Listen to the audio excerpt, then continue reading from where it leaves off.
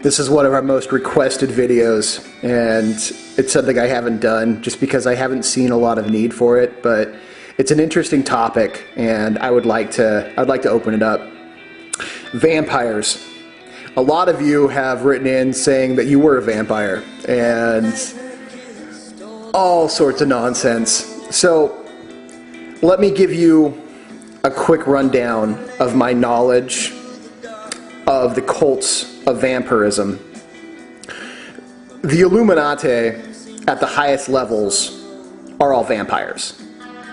It's part of the nature of the cult that they are part of. Now, I have personally, throughout my life, which has been marred with some very interesting occurrences and how I've gotten a lot of this knowledge, I have personally been invited into and have watched a number of different vampire ceremonies, some of them very legit, some of them not legit, throughout different cultures and different subcultures. I have been to Mexico and seen what they call a filth eater, which is a goddess that is connected with centipedes, with bats, with anything that eats the dead. And from my understanding, they were eating human flesh at that time. I have also been in and around cults from Haiti, like the Sacre Rouge, which is the Red Eye cults, and the Bizango cults, that one of our members who has passed was a Hungan Asogwe, which is the highest level voodoo priest in Haiti, initiated in Haiti,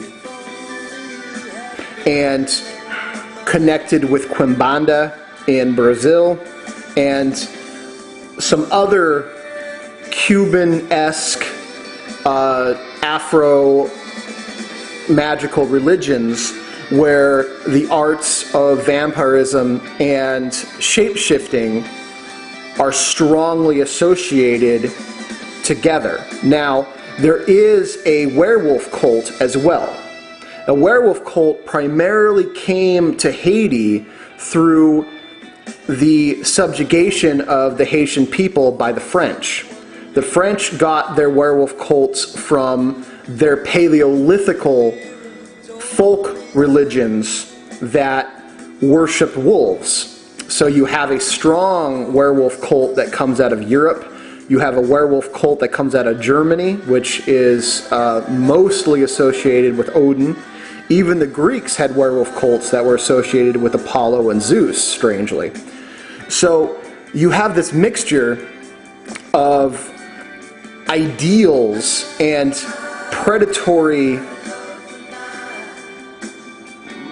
associations coming together and hunting humans. Now, here's where it gets kind of tricky. Near every single piece of vampire-related icon and information has been purposely twisted to keep you completely unaware of what the real vampire cult is. The iconic symbols, such as this one, where it's a struggle for life and death and the biting of the throat and drinking of the loser's blood, is true. That is the idea and the symbolism that they use. Do they actually eat and drink human blood? The answer is yes, they do. But it is a byproduct of what they actually do, and not the actual act itself. Let me explain, because this is where it gets interesting. So,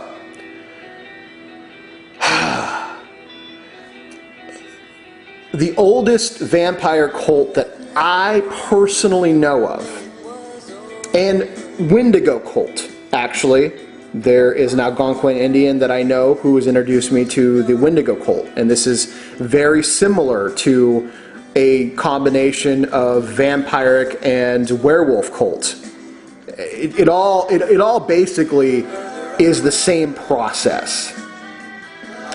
The oldest vampire cult that I know of comes from Spain. Now, this is just my own personal information and from what I've actually been involved in, have actually seen, and at one point had an invitation to join. I turned them down. The vampire cult that I knew of relied on a base of alchemical procedures of astral travel. So when you see the coffin is actually a place of death. Now, it is viewed as the death of the physical body.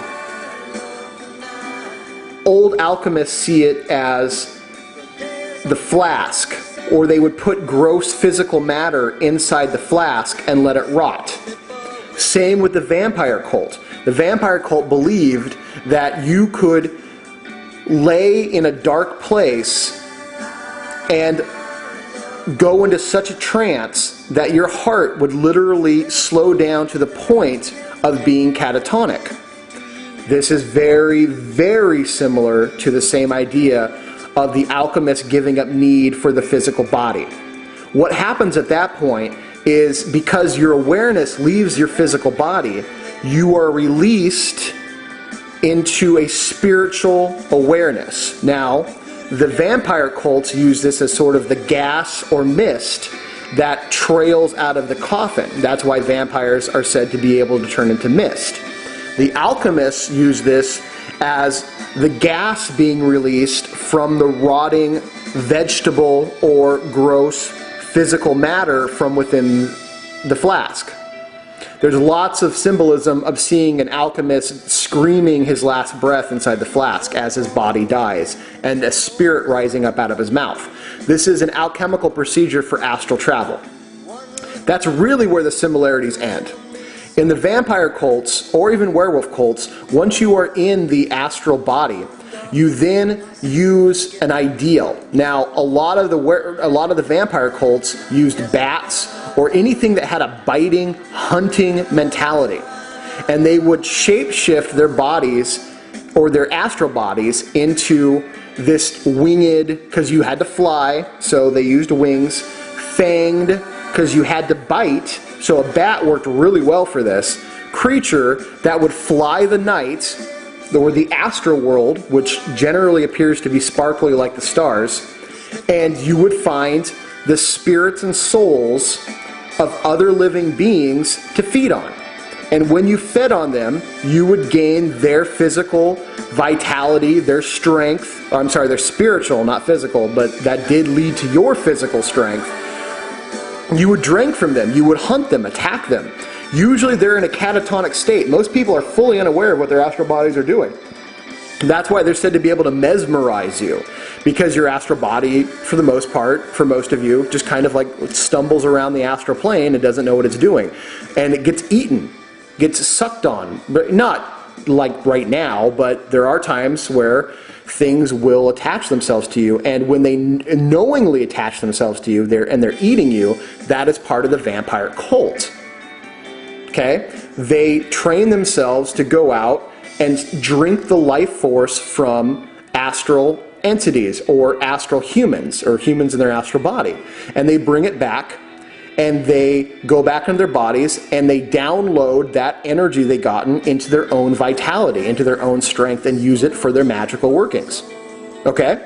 I mean, honestly, that's how simple it is, but it's so much more than that. And because a whole religious basis that's very reptilian, interesting, comes from the fact of, now these are the hunters of humans. And after you do it, your mind begins to change. You begin to see humans as cattle, as food. Now you understand.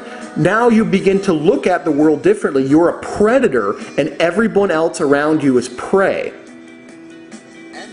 And you have a whole religious nature around it, where it's good to do this. It's good to drink blood. It's a vital source. And the unilluminated, the uninitiated,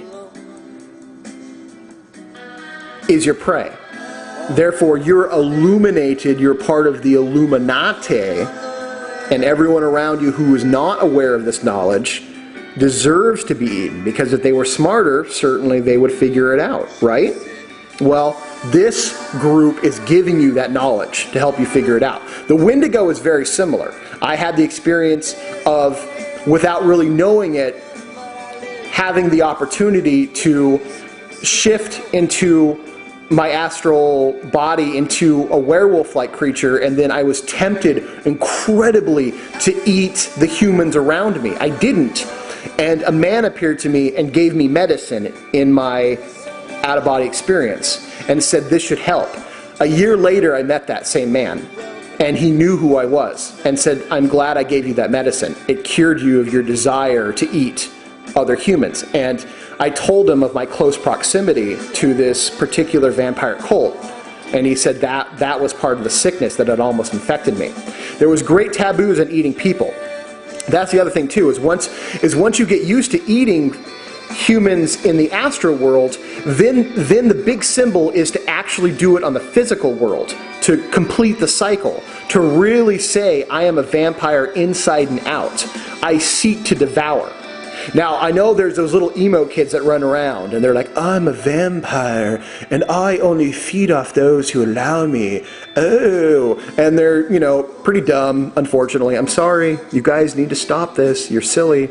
And they wear the black, and, they write the sad little poems, and, they're like, I'm a vampire, though, and a werewolf, and a warlock, and I'm powerful. No, you're not.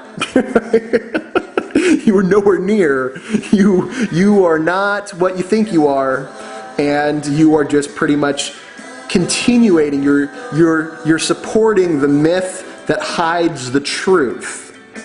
Okay, the chaos magic, and I don't know. I've seen some quote unquote vampires, and it's beyond fuck bunny silly. Okay, it's so silly. Just because, even more so because I've seen what it really is. I've seen, this particular picture here is an actual mural that was repainted in a palatial house on the ceiling of where this vampire cult meets, and where I was asked if I wanted to join. Believe these people take it very seriously, with $400,000 cars parked out in front. This is part of the religion of the truly, truly wealthy. And they not only drink the blood of you in your astral form, the blood of the earth is money. And they suck that dry too. That's something for you to think about.